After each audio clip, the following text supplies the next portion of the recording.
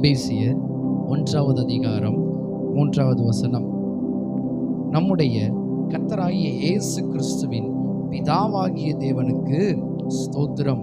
அவர் கிறிஸ்துவுக்குள் உன்னதங்களிலே ஆவிக்குரிய சகல ஆசீர்வாதத்தினாலும் நம்மை ஆசீர்வதித்திருக்கிறார்.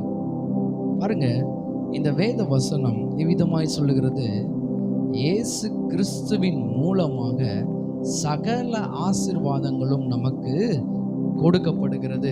இந்த காலை வேளையில எல்லா ஆசீர்வாதங்களுக்கும் பாருங்க தகுதி என்ன அப்படின்னா, இயேசு தான் அந்த தகுதி. இயேசு ஒரு மனுஷனுக்குள்ள உள்ள வந்தாருன்னா நான் சொல்லுகிறேன், அந்த மனுஷனுடைய வாழ்க்கை வேறு விதமாய் மாறும். ஒருவேளை அந்த காலை வேளையில குழப்பத்தோடும் பாரத்தோடும் கஷ்டத்தோடும் நீங்க பார்க்குறீங்கன்னா, இந்த வார்த்தையின் நற்செய்தியை உங்களுக்கு அறிவிக்கிறேன். இயேசு ஒரு மனுஷனிடத்துல வந்தார் என்றால் அந்த மனுஷன் இருக்கிற நிலைமை மாறிடும். பாருங்க, அதனால தான் நான் ஒரு வேத வசனத்தை எடுத்து காண்பிக்கிறேன். அந்த வேத வசனத்துல உங்க எல்லாருக்கும் தெரியும் ஆல்ரெடி. பேதுரு பாருங்க, ஆண்டவராய் இயேசு கிறிஸ்து உயிர்த்தெழுந்து பாருங்க, மூன்றாம் நாள் உயிர்த்தெழுந்து அவருடைய சீஷர்கள்லாம் சந்திக்கிறாரு. ஆனா பேதுரு மட்டும் என்ன பண்றாரு, தனியா எங்க வச்சாரோ தெரியல, அந்த படகை திரும்ப எடுத்துட்டு கிளம்பிட்டாரு. எங்க கிளம்புனாரு? மீன் பிடிக்க கிளம்பிட்டாரு. அவருடைய என்ன நினைச்சாரு அப்படின்னா, இயேசு பக்கத்துல இருந்தா எல்லாம் நன்மையா இருந்துச்சு. இப்ப இயேசு இல்லை, அதனால நம்மளுக்கு வாழ்க்கையில நன்மையே இருக்காது என்று எண்ணி பாருங்க திரும்ப போயிட்டாரு. திரும்ப இயேசு வரமாட்டாரு, நம்மளுக்கு நன்மை செய்ய மாட்டாருன்ற எண்ணங்கள், அநேக எண்ணங்கள் அவருக்குள்ள வந்திருக்கலாம். பாருங்க, திரும்ப அவர் கிளம்பிட்டாரு. இப்ப கிளம்பி மீன் பிடிக்க போறதுல ஒரு சுவாரஸ்யமான ஒரு அனுபவம் நடக்குது. அங்க நீங்க பார்த்தீங்க அப்படின்னா, பேதுரு அங்க இருக்கிறப்ப எப்படி இருந்தார்னு வேதம் சொல்லுகிறது அப்படின்னா, நிர்வாணமா இருந்தான் அப்படின்னு. பாருங்க, இயேசு கூட ஒரு மனுஷன் இருக்கிறப்ப அவனுடைய வாழ்க்கை நல்ல வாழ்க்கையாக இருக்கும், செழிப்புள்ள வாழ்க்கையாக இருக்கும், ஆசீர்வாதமான வாழ்க்கையாக இருக்கும், சுகத்தின் வாழ்க்கையாக இருக்கும், எல்லா ரீதியிலையும் நல்ல வெற்றி உள்ள வாழ்க்கையாக இருக்கும். இயேசு ஒரு மனுஷனுக்குள்ள இல்லை அப்படின்னா, இயேசு அங்க இல்லை அப்படின்னா அங்க என்ன இருக்கும்? தோல்வி என்பது இருக்கும். அதனாலதான் வேதம் சொல்லுகிறது, கிறிஸ்துவுக்குள் எப்பொழுதும் நம்மளை என்ன பண்ணுகிறாரா? வெற்றி சிறக்க பண்ணுகிறார். வெற்றி எங்க இருக்கு அப்படின்னா, கிறிஸ்துவுக்குள். கிறிஸ்துவுக்குள்ள தான் இருக்க தவிர கிறிஸ்துவுக்கு வெளியே கிடையாது. அதனாலதான் இந்த வேத வசனம் விதமாய் சொல்லுகிறது, ஆவிக்குரிய சகல ஆசீர்வாதங்களும் கிறிஸ்துவுக்குள்ள ஆசீர்வதிச்சிருக்கிறார். இன்னைக்கு இயேசு ஒரு மனுஷனுக்கு தேவை. நீங்க யாரா இருந்தாலும் சரி, ஐயா இயேசு எனக்கு தெரியாது அப்படின்னா நான் உங்களுக்கு சொல்லுகிறேன், இந்த இயேசு உங்களுக்கு கட்டாயம் தேவை.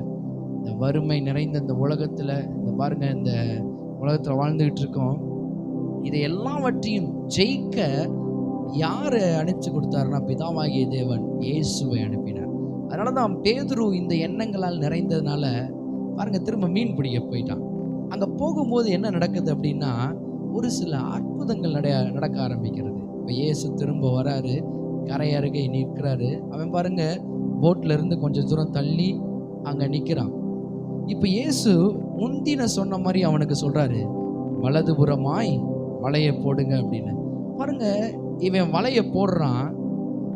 வேதம் போதிக்கிறது 153 திரளான மீன்களை பிடித்தார்கள். பாருங்க, ஒன்றுமே இல்லை என்று போனவனுக்கு மறுபடியும் கர்த்தர் அவனுக்கு ஒரு ரிமைண்ட் பண்றார், ஞாபகப்படுத்துகிறார். அன்னைக்கும் பாருங்க, முதல்ல இயேசு சுவிசேஷத்தை பிரசங்கம் பண்ற வரப்ப இதே தான் சொன்னாரு, சிமோனே நீ உன்னுடைய படகை கொஞ்ச நேரம் கொடுக்க முடியுமா அப்படின்னு கேட்டார். பாருங்க, அதுல ஏறி பிரசங்கம் பண்ணாரு, சும்மா கொடுத்துட்டு போல. பாருங்க, அவனுக்கு நிறைய மீன்களை கொடுத்தார் என்று வேதம் போதிக்கிறது. அவன் பிரமித்தான் என்று வேதம். இன்னைக்கும் பாருங்க, உங்களுடைய வாழ்க்கை வெறுமையா இருக்கலாம். இந்த காலை வேளையில அவர்கிட்ட உங்களுடைய வாழ்க்கையை ஒப்பு கொடுங்க. ஐயா நான் கிறிஸ்தவன், இருந்தாலும் என்னுடைய வாழ்க்கை ரொம்ப கெட்டு குட்டிச்சவரா போய் கிடக்கு, என் வாழ்க்கையில ஒரு நிம்மதி இல்லை. நான் சொல்லுகிறேன், இதே மாதிரிதான் கிறிஸ்துவை விட்டு பாருங்க போகும் பொழுது நிம்மதி இல்லாம இருக்கிறது என்பதை நாம் பேதுருடைய வாழ்க்கையில திரும்பவும் பார்க்கலாம். வருத்தத்தோட நிர்வாணமாய் பாருங்க படகுல நின்றான். திரும்ப இயேசு உயிர்த்தெழுந்து வந்து நிற்கிறார் கரையருக. அவன்கிட்ட கேட்குறாரு, அப்பா என்ன நடக்குது அப்படின்னு திரும்ப அவங்க சொல்லும்போது, சரி வலைய என்ன பண்ணுங்க, வலதுபுறமாய் போடுங்க. போட்டாங்க. 153 மீன்களை பிடித்தார்கள் என்று வேதம் போதிக்கிறது. பாருங்க, 153ன்றது நம்ம நினைக்கிறோம் திரளா கொடுத்தாரு தேவன் அப்படின்னு. திரளா கொடுத்தாரு, பெரிய அளவுல கொடுத்தாரு, ஆசீர்வாதத்தை அப்படி வச்சாரு. ஆனா இதனுள்ள சத்தியம் என்ன? நம்ம சத்தியத்தை நம்ம நோக்கமா இருக்கணும்.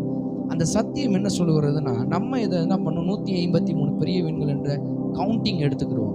ஆனா எபிரேய ஜனங்களும் சரி, அந்த யூத ஜனங்களும் அதை எப்படி எடுத்துக்குவாங்க அப்படின்னா, 153 என்ற ஸ்டேட்மெண்ட் அங்க எப்படி வரும் அப்படின்னா, இந்த 153ன்றது என்ன எண் அப்படின்னா, அனி ஹா எலோஹிம் அப்படின்ற வார்த்தைக்கு உண்டான அர்த்தம். அனி ஹா எலோஹிம் அப்படின்னா ஐ எம் காட் அப்படின்னு. ஹல்லேலூயா! எத்தனை பேருக்கு இந்த சத்தியம் புலப்படுகிறது? 153 எதை குறிக்கும்னா, ஐ எம் காட், நானே தேவன். ஏன் அங்க பேதுருவுக்கு திரும்பவும் நினைப்பூட்டுறார் அப்படின்னா, நீ வெறுமையா கர்த்தரை விட்டுட்டு ஒரு மனுஷன் போகும் பொழுது அவனுடைய வாழ்க்கை பாருங்க நிம்மதி இல்லாம, பொருள் பாருங்க எந்த ஒரு இதுலையும் வெற்றி இல்லாம திரும்பவும் பேதுரும் நிர்வாணமா நிற்கிறான். ஆனா இயேசு வந்து அவருடைய வார்த்தையின்படி அவன் செய்யும் பொழுது என்ன நடந்துச்சு? 153 பெரிய திரளான மீன்கள். இன்னைக்கு தேவனுடைய ஆசீர்வாதம் ஒரு மனுஷனுக்குள்ள வேணும் என்றால், நான் சொல்லுகிறேன், அவருடைய வார்த்தைக்குள்ளும் அவரோடு எந்த மனுஷன் இணைகிறானோ அந்த மனுஷனுக்கு வெற்றி. அதனாலதான் கர்த்தர் சொன்னாரு, வெற்றி எங்க இருக்குது? நீ படகை எடுத்துட்டு உன்னுடைய திறமையால, உன்னுடைய புஜபல பராக்கிரமத்தினால எல்லாம் செய்யணும்னு நீ நினைக்கிற தோல்வி பேதுருக்கு. ஆனா தேவனுடைய வார்த்தையின்படி பேதுரு செய்யும் பொழுது மறுபடியும் 153 திரளான ஆசீர்வாதங்களை பெற்றுக்கொண்டான். இன்னைக்கு கர்த்தர் பாருங்க, இன்னைக்கு நம்மளை கர்த்தர் அமிதமாய் அழைக்கிறார். பேதுரு ஒரு வெளிப்பாட்டை பெற்றுக்கொண்டான் பாருங்க. ஐ ஆம் காட் என்ற அந்த வெளிப்பாட்டை பெற்றுக்கொண்டனாலதான் படகுல இருந்து தொபுக்குன்னு குதிச்சு பாருங்க இயேசுகிட்ட ஓடினான் என்று வேதம் சொல்லுகிறது. இந்த காலைவேளை நான் சொல்லுகிறேன், ஐயா இது வரைக்கும் இந்த ஆசீர்வாதத்தை நான் கேட்டதில்லை, நான் வந்து வியாதியில இருக்கிறேன், கஷ்டத்துல இருக்கிறேன், துன்பப்படுறேன், ஒரு குட் நியூஸ் உங்களுக்கு சொல்லுகிறேன், இயேசுவிடம் ஓடி வாருங்கள். ஒருவேளை பின்வாங்கி நிலைமையில இருக்கிறவங்களுக்கு, இந்த வீடியோவை பார்த்து கொண்டிருக்கிறவங்களுக்கு சொல்லுகிறேன், இயேசுவிடம் வாருங்கள், நிச்சயமாகவே உங்களை உயர்த்த அவர் நல்லவர். எந்த பிரசங்கம் கேட்டீங்கன்னு எனக்கு தெரியாது, ஆனா வேதத்தின் சத்தியத்தை நான் போதிக்கிறேன். கர்த்தர் நல்லவராய் இருக்கிறார். இந்த மேலான சத்தியம் உங்களுக்கு வெளிப்பாட்டாய் மாறும் என்றால், நான் சொல்லுகிறேன், கர்த்தர் உங்களை இருக்கிற நிலைமையில இருக்க வைக்க மாட்டார்.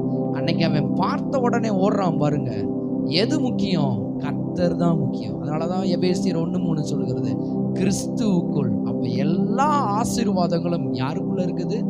கிறிஸ்துவுக்குள்ள இருக்குதுங்க. இந்த காலைவேளை நான் சொல்லுகிறேன், கிறிஸ்து உங்களோடு இருந்தால் நீங்கள் வெற்றியாயிருப்பீர்கள், சுகமாயிருப்பீர்கள், சந்தோஷமாயிருப்பீர்கள், செழிப்பாயிருப்பீர்கள், ஆரோக்கியமாயிருப்பீர்கள். எந்த ரீதியிலும் வருத்தம் என்பது இருக்காது.